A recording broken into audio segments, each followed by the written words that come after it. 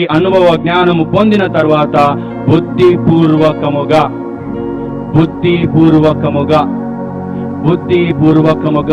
తెలిసి నాకు తెలుసు ఇది తప్పని, అయినా కానీ నేను ఇది సరి చేయాల్సిందే అనేటువంటిది మనం చేస్తూ ఉంటాం. అది క్రైస్తవ జీవితం కానే కాదు.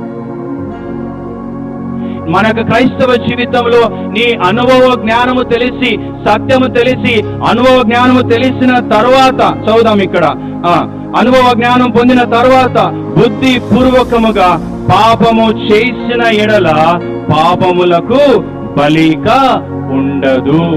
పాపమునకు బలి ఇంకా ఉండదు. పాపమునకు క్షమాపణ అనేటువంటిది ఉండదు.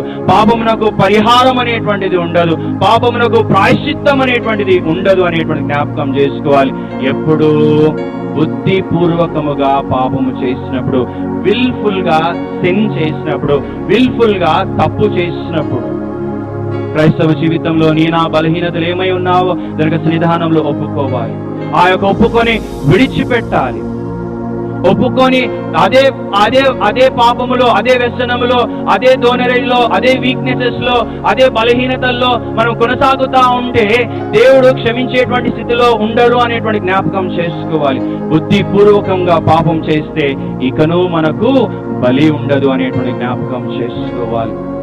దేవుడు మన యొక్క పాపము బలహీనతలను క్షమిస్తాడు. ఆ బలహీనతలను జయించేటువంటి విశ్వాసంలోనికి రావాలి.